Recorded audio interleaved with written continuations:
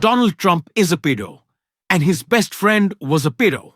Let's be plain simple, blunt, and honest about it.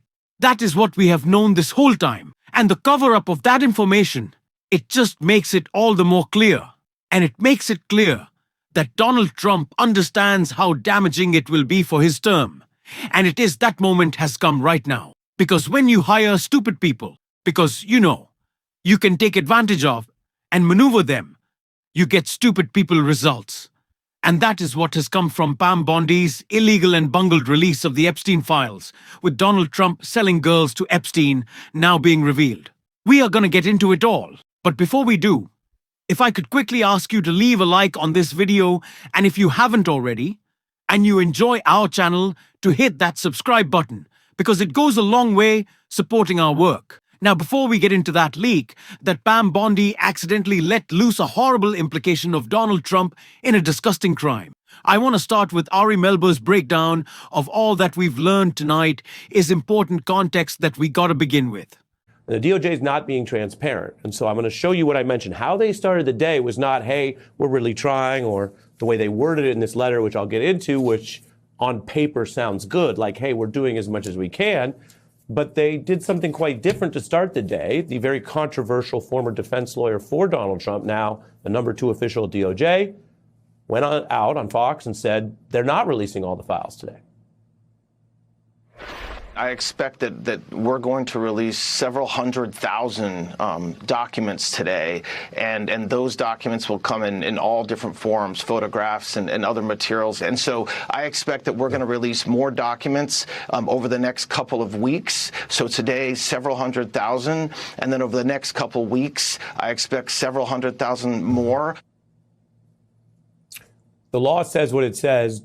President Trump signed it, and of all the agencies in government, the Justice Department knows a lot about complying with the law. Remember, Mr. Blanche, Pam Bondi, and their deputies and prosecutors, they go after people all the time for not complying with the law. If you have an IRS deadline, you don't get to say, oh, I'm giving you some now and some later, maybe a couple 100,000 later. This goes to the question of whether this Trump administration is honest, complies with the law, or is dishonest and has a different elite standard for itself than everyone else. Here's how Blanche put it to Congress. Because of the volume of the material and the requirements that every page of every doc be reviewed for potential redactions, final stages of review of some material continue. They talked about that ongoing review being completed over the next 2 weeks. And that's what I mean about the contrast. As a letter, the reason that's written that way and that carefully, and we have it right here, is they are prepared to be taken to court. And they want to be able to try to argue to judges that they are really doing this. So in writing and to Congress and in the legal documents, this DOJ is acting like the Epstein Transparency Act is good law. They're not defying it. And they are, I think, I'm telling you our reporting, trying to set themselves up to be able to defend this if they are taken to court. At the same time, on Fox and elsewhere, they have a little more bluster, sounding like they'll decide when and how material comes out. And I mentioned Congressman Ro Khanna, who led this fight on a bipartisan basis, a Democrat who recruited Republicans and then won that clash with the president himself. Here's how he's reacting. Some of the documents, I've just been scanning them, have very heavy redactions. This including documents for which judges ordered released, like the grand jury testimony in New York. They owe the Congress and the American public an explanation for every redaction. That I didn't see published on the DOJ page. Everything that we thought was coming is, and it really has disturbed me to my core, that all of our predictions, every time we were told to settle down, we were being too conspiratorial.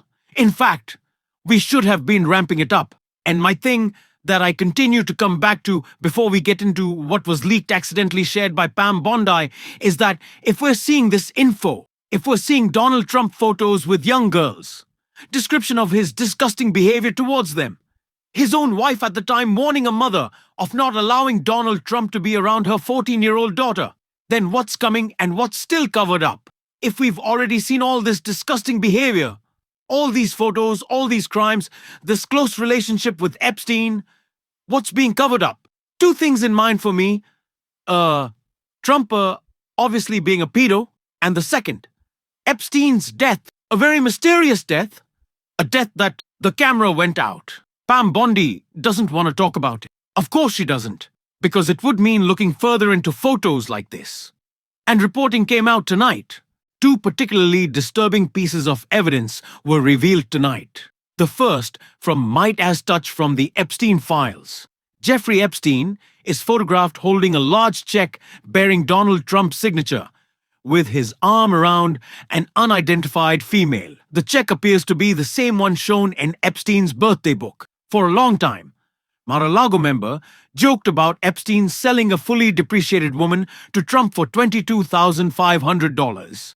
This other piece of evidence also illustrates Donald Trump's disgusting behavior towards children with it reading.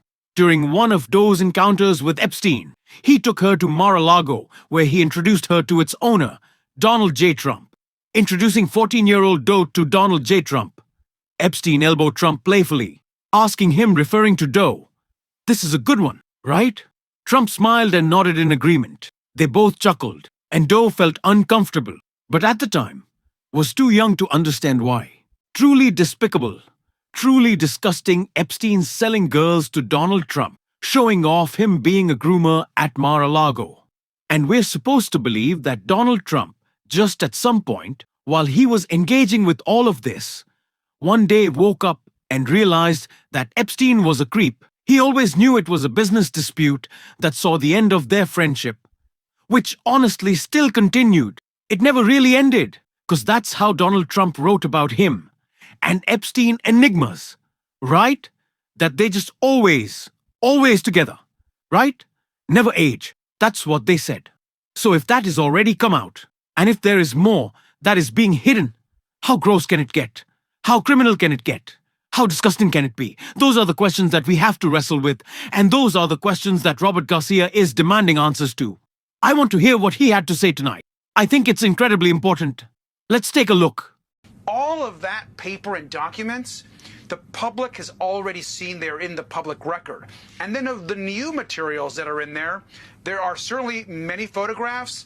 And on top of the photographs, you have these new documents that are highly redacted. And so we have right now little new information. Now, we're still reviewing. We have our entire oversight team reviewing everything. But I've been on the phone today with Ranking Member Jamie Raskin, and certainly one of the best constitutional lawyers in the country. And our teams are working right now to put together a strategy to ensure that there is a legal strategy here. We have to push back. They are in right now. They are defying the Congress and the law. And we've got to ensure, one, that all the documents get released, and two, that these redactions are actually following the law and what we're actually looking for, which is not eliminating our ability to get transparency and justice for the survivors. Congressman, let me sort of dig a little bit on Simone's point, because I think it's an important one. And that hinges on okay, you knew this, not you personally, but the Congress. We here at this table, Americans across the country, knew what's playing out right now was actually going to play out. We knew this a week ago. We knew this the day that this was signed into law, that this administration was going to find every way possible not to comply. So there has been a run-up to this moment. And over the next 5 hours, what may or may not still come but from this administration, that some response has to be planned, has to be thought through by the Congress, Congressman Massey, yourself and others, Congressman Khanna, all those pieces that have had their fingers in this and trying to move this thing to the public. There has to be a response other than what? We're going to wait and see if they comply, because we know they're not. Oh, there will definitely be a response. And look, besides obviously Jamie Raskin, I've also talked to Ro Khanna as well, who's doing a fantastic job. Look, all of us are talking. We have been planning and waiting for this moment for a long time. And I think we have, of course, midnight will be approaching here in a few hours. Our teams are reviewing the documents. They're going to be reviewing documents all throughout the days ahead. And so we are absolutely actively working on a response. And it's not just the Congress. I can guarantee you that right now there are outside organizations and groups that are doing the same thing in reviewing these documents and preparing a response. And so there is no scenario where we're going to allow Pam Bondi, the DOJ, and Donald Trump to continue this cover-up. They are defying the Congress right now. And I would hope that Mike Johnson, who is supposed to be leading the entire body, would actually say something and back us up for once and demand transparency and justice for the survivors. Imagine that. Congressman, I want to read to you what Todd Blanche wrote in his letter to Congress, give you an opportunity to respond. He writes, because of the volume of the material and the requirement that every page of every document be reviewed for potential redactions under the Act, final stages of review of some material continue. I anticipate this ongoing review being completed over the next 2 weeks. The volume of materials to be reviewed means that the department must publicly produce responsive documents on a rolling basis. The department will continue to follow the review protocol and add to the public website materials that are responsive under the Act, and the department will inform Congress when that review and production are complete by the end of this year. I want sort of your general response to this, but I also want you to talk to me about him putting sort of the next 2 weeks on there as a timeline. Look, let me just begin by saying that the DOJ has had months and months to actually put all these documents together. They've been working on it supposedly since the start of the Trump administration. This is what we are seeing from real Democrats willing to fight, making sure that we are moving forward and holding this administration accountable. This is what it looks like when you have some backbone, when you're committed to, you have a team around you, which I know Robert Garcia's team, they are incredible fighters. This is what it looks like when we elevate real young leaders willing to get it done. I am so incredibly proud and inspired by Robert Garcia, the fight that he has led for justice for these survivors, and to hold Donald Trump accountable. It is what we are going to be talking about on the show every single day. And if you want to support that, as always, you can hit that subscribe button, leave a like on this video. If you stuck around at the end, drop a blue heart in the comments. Keep on fighting, y'all. Don't let him silence you, and until next time, I'll see you soon.